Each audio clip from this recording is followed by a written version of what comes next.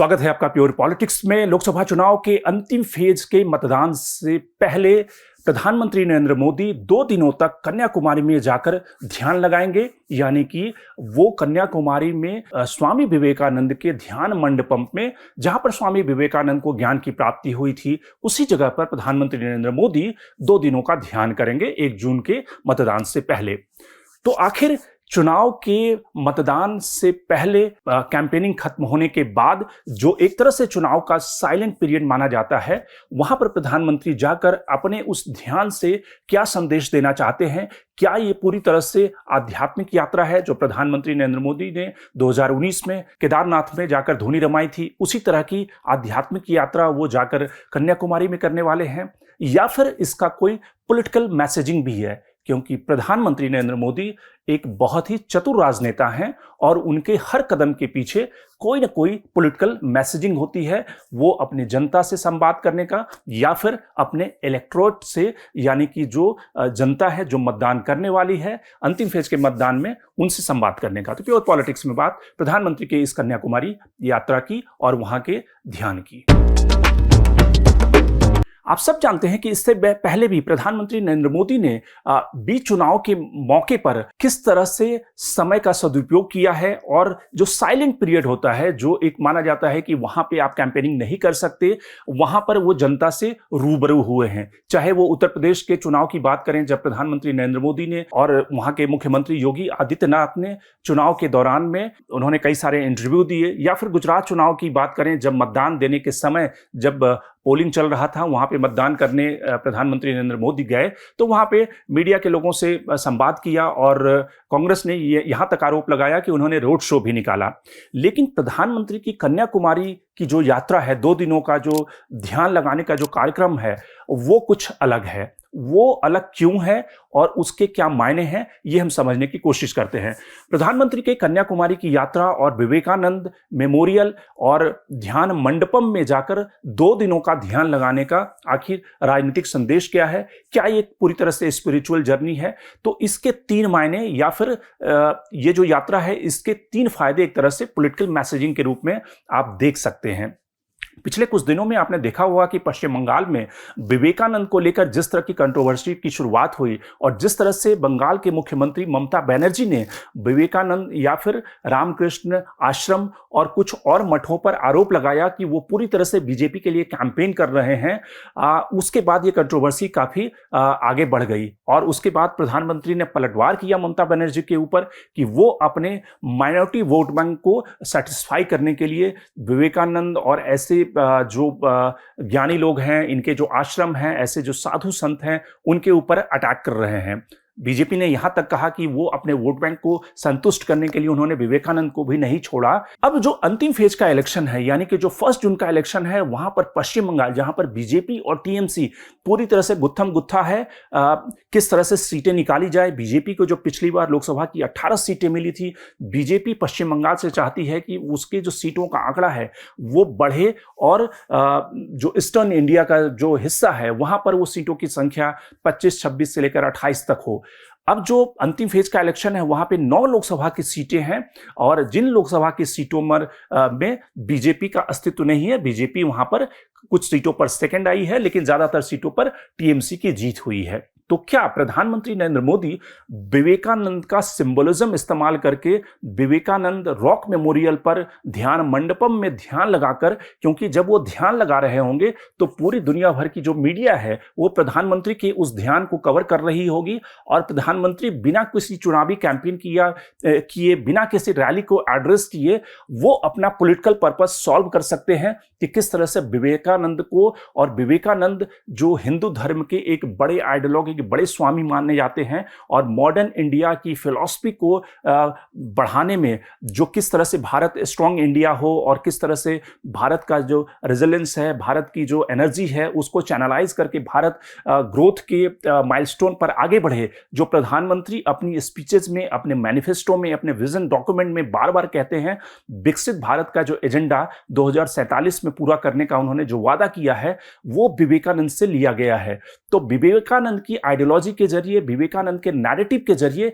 वो पश्चिम बंगाल में जो हिंदू वोट बैंक है, यानी कि मुसलमान वोट बैंक के समानांतर जो हिंदू वोट बैंक है, बंगाली हिंदू जो हैं, उनको वो एक तरह से मैसेजिंग दे रहे हैं। वो पश्चिम बंगाल चुनाव में बीजेपी अपनी सीटों की संख्या बढ़ाने के लिए वो जो हिंदुत्व की नैरेटिव है उसको कहीं ना कहीं इम्पैक्ट करना चाहती है, इन्फ्लुएंस करना चाहती है। तो ये एक पहला कारण ये है कि प्रधानमंत्री के इस कन्याकुमारी यात्रा का जो पहला सिंबलिज्म है वो पश्चिम बंगाल का लोकसभा चुनाव है। दूसरा जो सिंबलिज्म है वो आप देखें कि विवेकानंद जो हिंदू संत की परंपरा में विवेकानंद ने जिस तरह की फिलॉसफी दी, जिस तरह का उन्होंने डेवलप और स्ट्रांग इंडिया की बात कही, यूनिटी ऑफ इंडिया की बात कही, वो कहीं ना कहीं प्रधानमंत्री अपने सारे विजन डॉक्यूमेंट और स्लोगन या फिर प्रधानमंत्री के अगर जितने भी फ्लैगशिप प्रोग्राम आप देखें जिसमें कि एक भारत श्रेष्ठ भारत,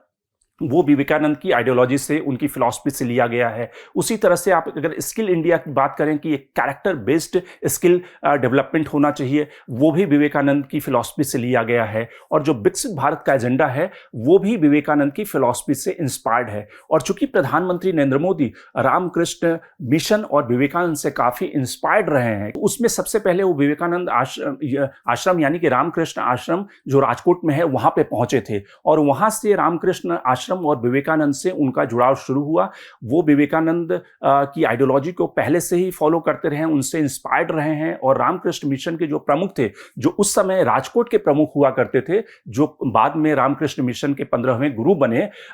उनसे उनका जुड़ाव उसी समय से शुरू हुआ। और प्रधानमंत्री ने 2 दिन पहले अपने एक इंटरव्यू में ये कहा कि उनका जो उनके ऊपर जो इन्फ्लुएंस हुआ है वो रामकृष्ण मिशन का और विवेकानंद की आइडियोलॉजी का, जिसमें कि रामकृष्ण मिशन के प्रमुख ने कहा उन्हें उस समय कि आपका जो धर्म है वो जनता की सेवा करना है, न कि मोक्ष लेना और फिर साधु बन जाना है। और उस आइडियोलॉजी के बाद उनका पॉलिटिकल करियर शुरू होता है, गुजरात के मुख्यमंत्री बनते हैं और वहां से प्रधानमंत्री की यात्रा शुरू होती है। तो जो विकसित भारत और जो डेवलपमेंट का नैरेटिव है वो चुनाव के अंतिम फेज में प्रधानमंत्री उस कन्याकुमारी की यात्रा के जरिए विवेकानंद के सहारे वो जनता को, जो हिंदी हार्टलैंड की जो सीटें हैं, उत्तर प्रदेश की सीटें हैं, बिहार की सीटें हैं, वहां पर हिंदुत्व की आइडियोलॉजी को वो आगे बढ़ाते हुए, क्योंकि विवेकानंद उसी परंपरा में आते हैं जब आप राम मंदिर के इनॉग्रेशन के दौरान प्रधानमंत्री 11 दिनों का उपवास रखते हैं, जब वो नए संसद भवन की बिल्डिंग का इनॉग्रेशन होता है तो प्रधानमंत्री सनातन धर्म की परंपरा को आगे बढ़ाते हुए सेंगोल की स्थापना वहां पे करते हैं।